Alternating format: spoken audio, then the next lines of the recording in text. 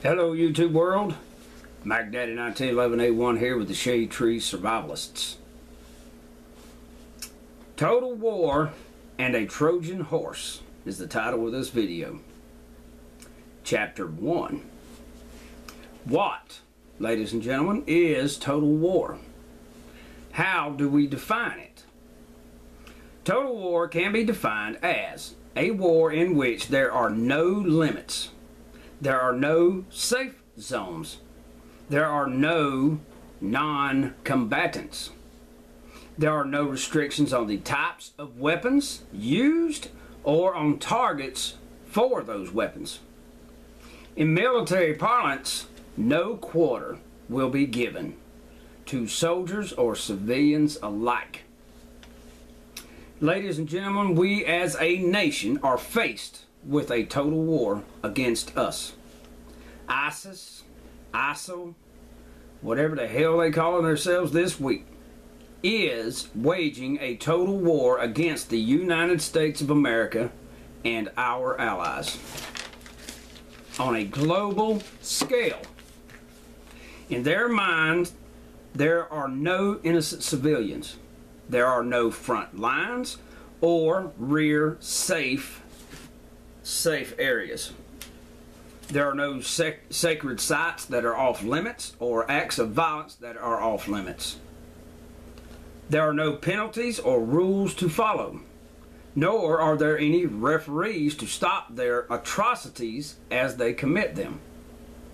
They believe that every atrocity, every murder, every rape, and that includes children, every bombing, every lie, is the will of their God. Small g, small o, small d. They believe that they will be blessed beyond imagining for these evil, barbaric acts against anyone they deem as an infidel. And for you folks that don't speak Arabic, Farsi, whatever the heck it is, an infidel simply means non-believer in Allah. Onward and upward. Therefore they are and will continue using every means at their disposal to A, inflict the maximum carnage upon us, and B, to terrorize those not directly affected by the terrorist acts, into surrender, and ultimately into being their slaves, into slavery and bondage, and to bondage. They will use IEDs, improvised explosive devices, suicide bombers, car bombs, truck bombs, genocide, death squads, public execution, etc. These are all tactics designed to cow their enemy to the point that an entire population can be ruled via fear, not the rule of law. The communists and Nazis would be proud. Both used the exact same tactics to control their own populations and that of countries that they had conquered. Folks, total war is not only a military strategy. Total war is more accurately a political strategy using a military or paramilitary force as an enforcement mechanism to create panic and such fear in a population that the leader, aka the Führer, can dictate who lives or dies, who can have a job or own a business or a home or a car, who can eat, what they can or cannot say, and ultimately what they think. How is that possible, you may be asking? To answer that, I have some more homework for you guys. You know I love to give out homework assignments. Part 1 involves watching the movie Schindler's List again, if you have already seen it. Pay particular attention to the beginning of the movie, and the strategy to divide and conquer will become very evident. Get the book, The Rise and Fall of the Third Reich by William L. Shirer. And finally, get the book Child 44, the novel Child 44 by Tom Rob Smith. The first book, Rise and Fall of the Third Reich, is a huge book, and not for the faint of heart. However, all you need to read concerning this discussion is chapters 1 through 8, a mere 381 pages. Not much considering the book has 1,560 pages. That's 1,560 pages, folks. The second book, Child 44, the novel, is about the Soviet Union under Joseph Stalin's rule in his last years, and how the population was so terrified of the secret police, the MGB, that they turned against each other to save themselves, even lying about co-workers, neighbors, and even family to avoid suspicion, though doing so meant torture and ultimately death for that person.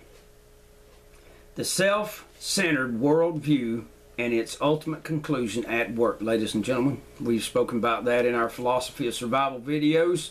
If you have not seen them, I urge you to do so.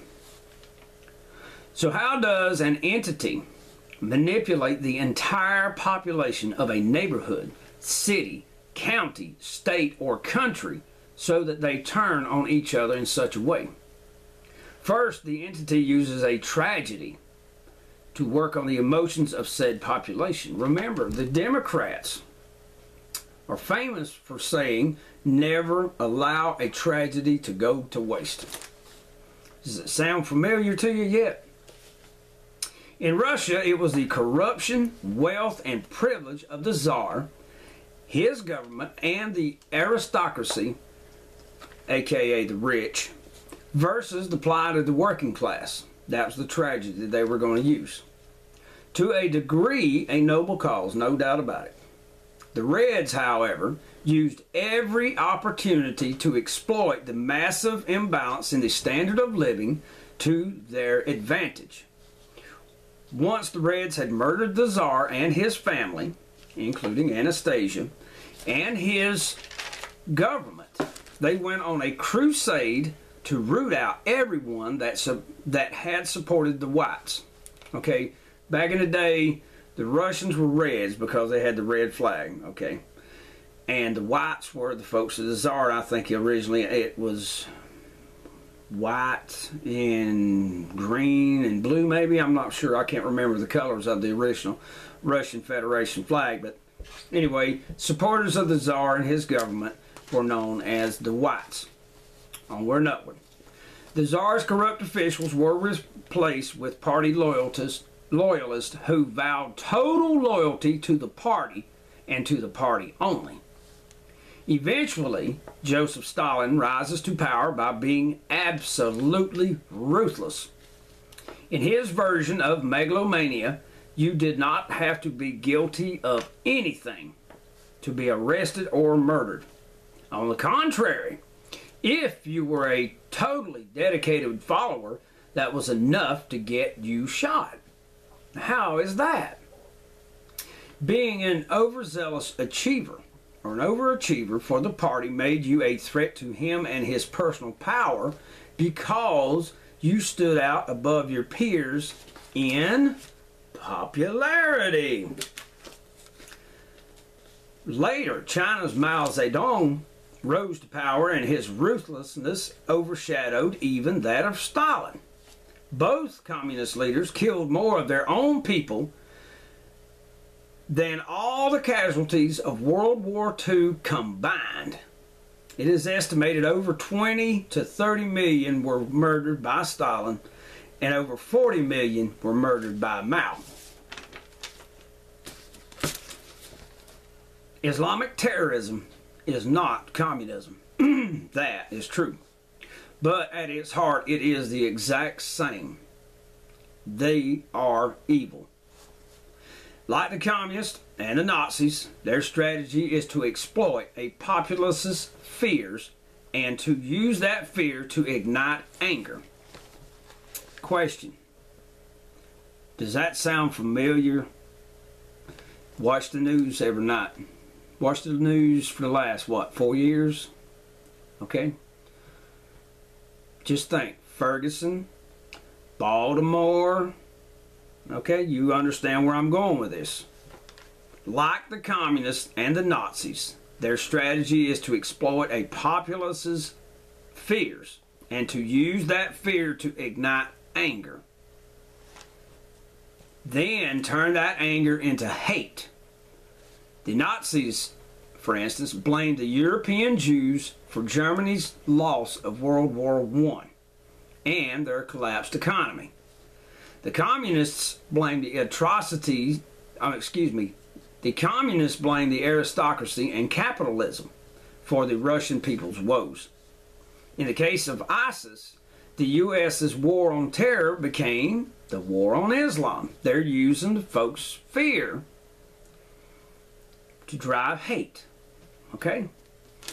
As I began writing this script, I finally realized why the Bush administration did so much to try and rationalize with the Muslim world about our pursuit of the war against Islamic terrorism. I must admit that the Bush administration did have some success in this regard. All you have to do to verify this is review Oh So Full of Crap strategy from 2008 to now, and you will see for yourself how we have fared since Bush left office. Or, should I say, how we have failed since Oh So Full of Crap was elected. Massive question mark on the election part. I'm not so convinced that it wasn't rigged. Chapter 2. Has Oh So Full of Crap's strategy actually been a failure? Folks, I think it depends on your point of view. Now, before you go blowing a gasket and leaving stupid comments, listen for a minute. If you are a loyal, proud, patriotic American, such as myself, you can see for yourself it is a total, abject failure, just as Obamacare is. However, here's the good part, folks. However, if you are an Islamic terrorist, Oh So Full of Crap strategy is an Allah sent breath of fresh air. Come on. I can hear it now. ISIS and Al-Qaeda followers chanting in delight. Oh so full of crap. Oh so full of crap. Oh so full of crap for Imam. Imam, however the hell you pronounce it. That's some kind of a religious leader in that part of the world. Anywho. Yeah, buddy. Oh So Full of Crap is as popular to radical Islam as Star Wars is to the rest of the world. And why the hell not? He is the first Muslim president and their most loyal sleeper agent. Tempo Roger. More on that in a moment. So how much success has our ISIL, Daesh, had? How much? Really? Outside of the Middle East and on a tactical level, they have fared pretty damn good. One successful attack after another, with the exception of the very highly coordinated and highly publicized attacks in Paris. However, on a very small scale. All the other attacks is what I'm saying. Yet, now y'all, some of y'all getting upset, throwing shit at the computer, calm down. Yet, on a strategic level, they are a total flop. Did you get that? Yet, on a strategic level, ISIS is a total flop. They have not harmed our economy, our industry, or our military, intelligence, or police forces in the slightest. If anything, their successful attacks make our defenders more determined to stop them in their tracks. Our forces use peer review during after-action training to learn from their mistakes, their successes, and most importantly, what worked for the scumbags, so they are better able to prevent or stop the next attack. Unfortunately, there is a downside, and I will touch on that in a moment. Though successful, all of these acts of terrorism have not impeded our economy or hurt our ability to pursue this war on terror to its conclusion, victory. As a matter of fact, the only real success ISIS has had is to frighten the limp-wristed, hand-wringing sissies of the universe, aka the Lib-tards and the wimps. Not to make light of those killed or injured by the barbaric terror attacks here or in France or Africa. That is tragic on a personal level and a local level, no doubt. We should not forget those victims.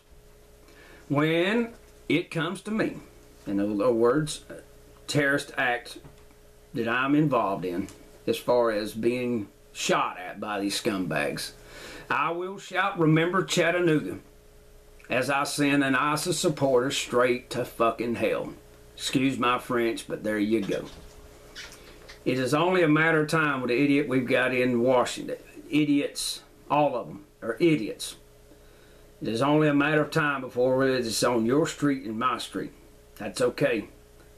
Old Betsy and Big Bertha have been sitting here just waiting. We're just waiting. I may die in the attempt, no doubt about it, ladies and gentlemen. I am not 10 foot tall or bulletproof. But as long as I take at least one of some bitches with me, I'll be happy with that. Thank you very much. I hope you will also. In other words, kill every damn one of them. Tempo Roger. Onward and upward.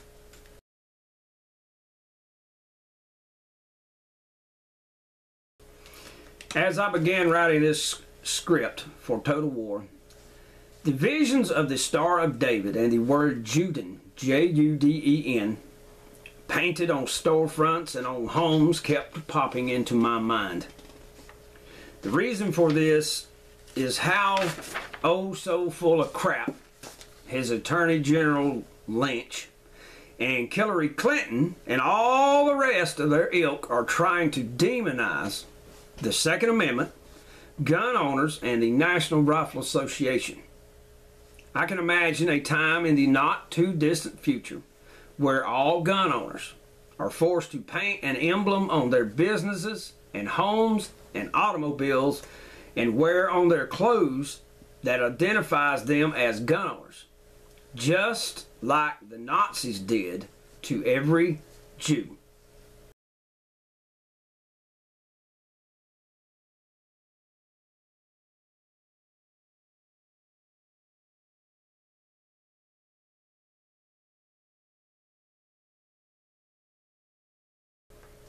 I can also imagine the same for Christians, conservatives, and even veterans. Anyone who dares disagree with oh so full of crap. Think about it. They are using doctors to ask about whether you own guns or not. Banks to try and prevent you from buying guns and trying to put gun businesses out of business. Peer pressure to shame you. The media and speeches of their own to try and demoralize, demonize, and intimidate you and I. Next will be the IRS, Social Security Administration, Medicare, Veterans Affairs, etc. Oh wait, they already are. Well damn. Do you see what I'm talking about? Do you understand the ramifications of this? You had better, while there's still damn time, ladies and gentlemen. Chapter 3.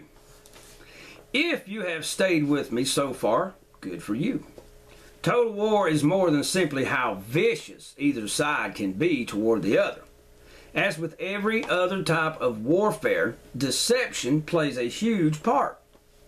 During World War II, Boeing Aircraft's huge factory in Seattle, Washington had an entire fake town built on its roof, including fake houses, trees, street signs, streets, cars, trucks, grass, and people, all to fool any Japanese bomber if an air raid occurred.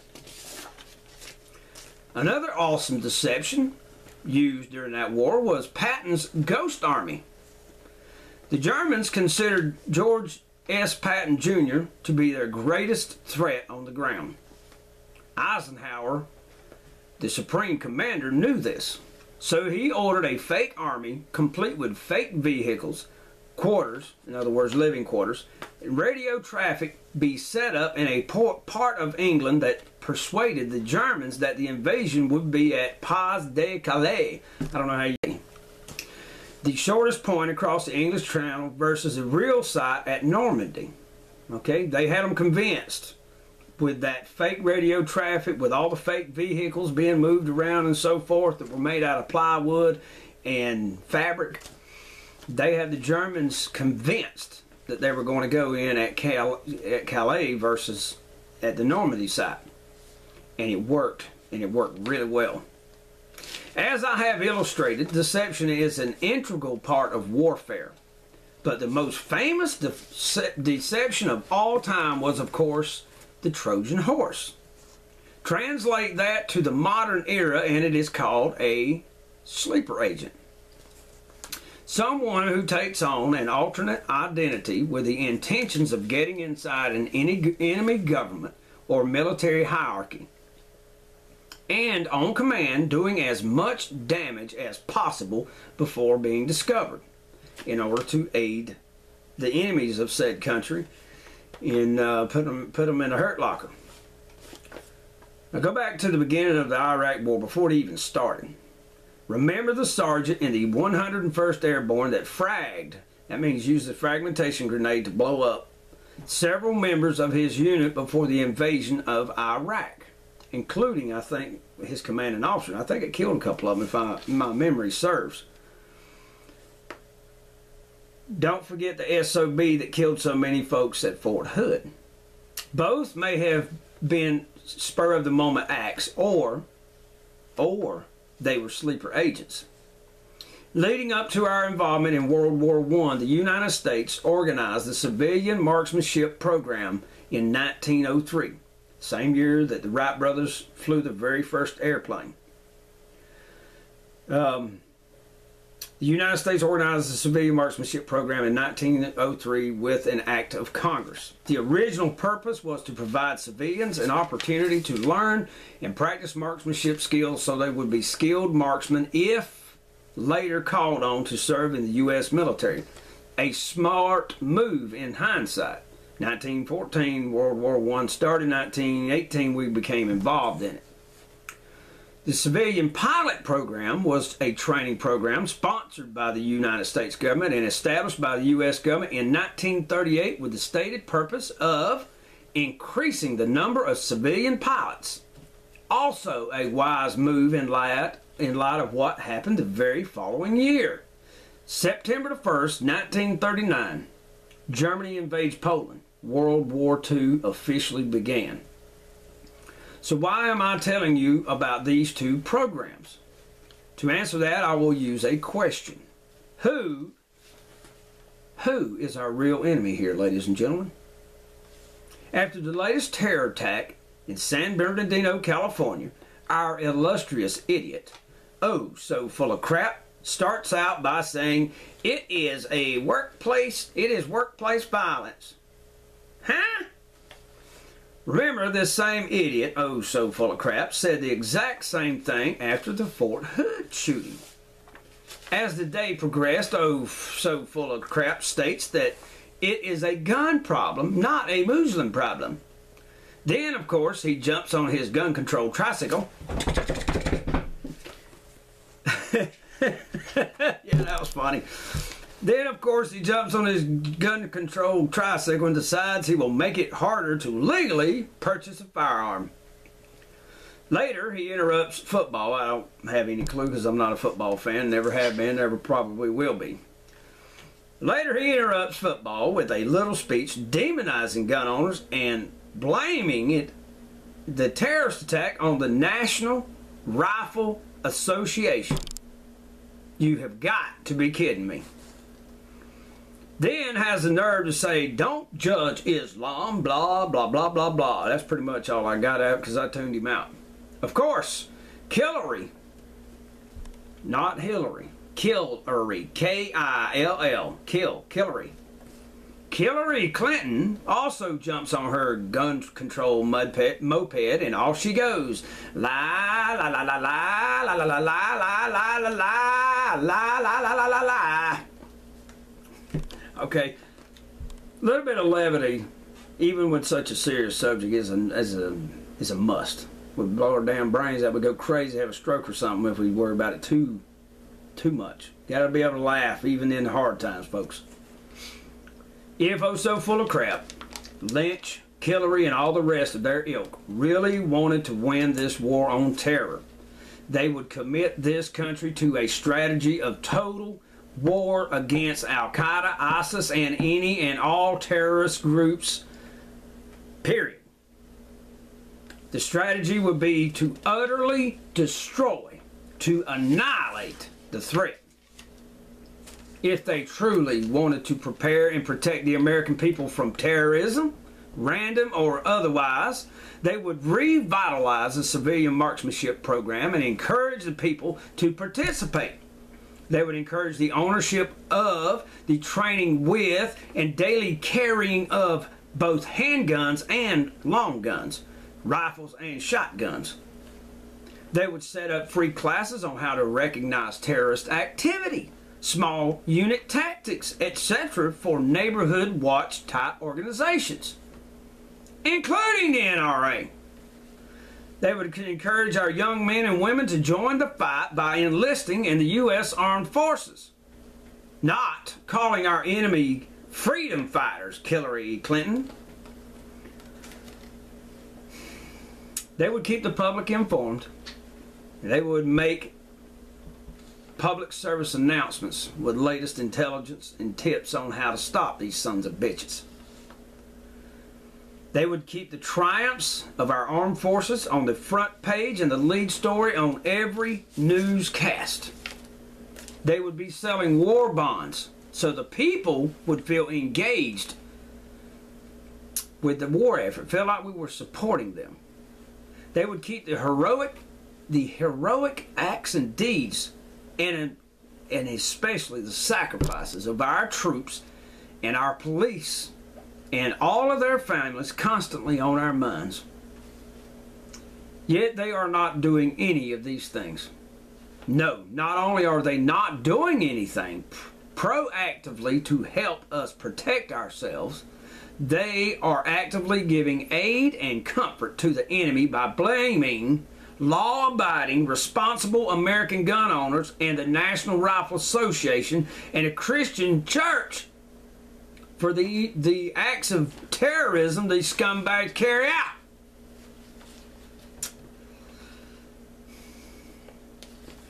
That, ladies and gentlemen, leads us to the Trojan horse. Back to the Trojan horse. A sleeper agent. Or more to the point, sleeper agents. Here to destroy us within.